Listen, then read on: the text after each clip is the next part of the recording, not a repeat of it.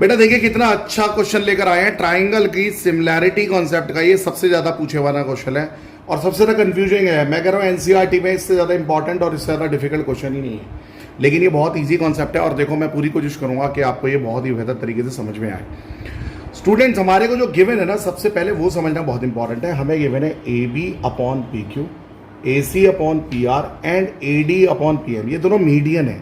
A D and P M median है, याद रखिएगा। मीडियन क्या करता है? बेस को बाइसेक्ट करता है, यानी कि B D upon C D और एम आर और क्यू एम, ये गिवन है। ये भी अगर ये मीडियन है।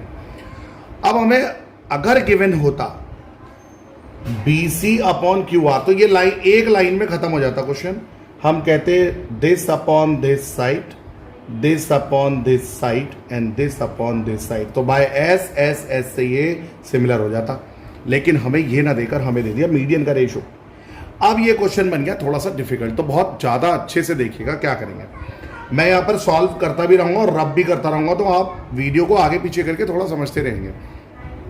स्टूडेंट, इसे करने के लिए सबसे पहले हमें कंस्ट्रक्शन करनी होगी। जितना एडी की लेंथ है ना, इसे एक्सटेंड कर दो ई तक, और जितना पीएम की लेंथ है ना, इसे एक्सटेंड कर दो एफ तक। याद रखिएगा, जितना एडी की लेंथ है उतना डी है, जितना पीएम है उतना एमएफ है। ये एक्सटेंड करा है। अब आपको कंफ्यूजन पता क्या होता है? मैं इसकी पूरी थीम बता देता हूं मैं करने क्या वाला हूं। कभी सभी सॉल्यूशन में जो गूगल पे बच्चे सर्च कर रहे हैं ना, उनमें मैंने देखा कंफ्यूज क्यों हो रहे हैं। वहां पर उन्होंने एक लाइन को ये ज्वाइन किया हुआ है, क्योंकि वो एक लाइन ज्वाइन करने से पहले एक कॉन्सेप्ट है वो नहीं समझ पा रहे हैं।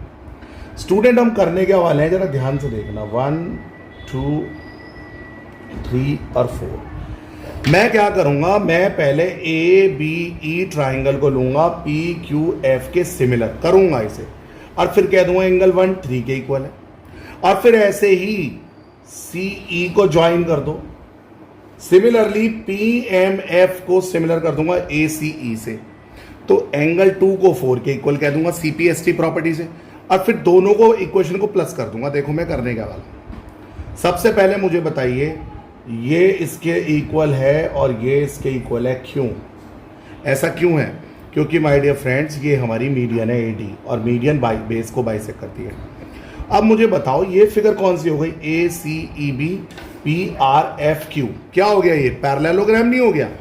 ये दोनों, क्योंकि इनके डायगोनल क्या कर रहे हैं? बाइसेक्ट। भाई ये तो बाय कंस्ट्रक्शन है और ये गिवन है मीडियन, बाय कंस्ट्रक्शन और ये गिवन, तो ये दोनों पैरेललोग्राम हो गए।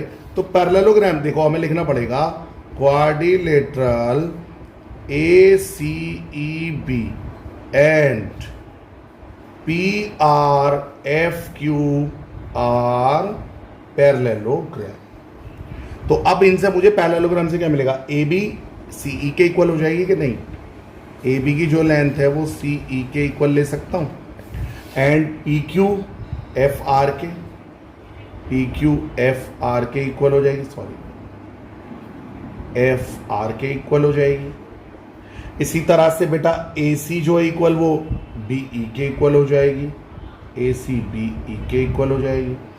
और माय डियर फ्रेंड्स, यहाँ पर लिख लेते हैं जो पी क्यू है वो एफ आर के, और एफ पी आर इक्वल हो गया हमारा ये पी आर क्यू एफ के।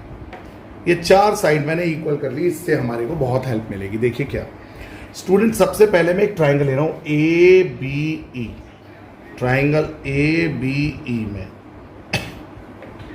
And triangle P Q F, P Q F. ध्यान से देखिएगा इन दोनों ट्राइंगल को। ये वाली साइड हटा ही देता हूँ ना कंफ्यूज करने की। ये देखिए दो ट्राइंगल दिख रहे हैं। अब मुझे बताइए जरा ध्यान से देखना, ये जो गिवन है इसे लिख लेता हूं यहां पर A B upon P Q और A C upon P R, A D upon P M. ये क्या है माय डियर फ्रेंड्स? गिवन है। अब मुझे एक बात बताओ, A B upon P Q ये है और मेरे इन दोनों ट्राइंगल का पार्ट भी है, चलेगा। क्या ए सी अपॉन पी आर मेरे इस ट्राइंगल का पार्ट है? नहीं। तो क्या मैं ए सी की जगह कुछ लिख सकता हूं? यस। ये देखिए ए सी किसके इक्वल कर लिया है मैंने? बी। तो मैं ए सी को हटाऊंगा यहां से और इससे कह दूंगा भैया बी ई आप आ जाओ यहां। और पी आर किसके इक्वल है? जरा गौर से देखो, पी आर, ये वाली पी आर क्यू एफ के इक्वल नहीं है? इसकी जगह लिख देता हूं क्यू एफ। अब हमारी देखो दो साइड आ गई, एक तो A B upon P Q और देखो B E upon Q F. बहुत बढ़िया। अब अगर ये आ जाए A E upon P F तो काम बन जाएगा।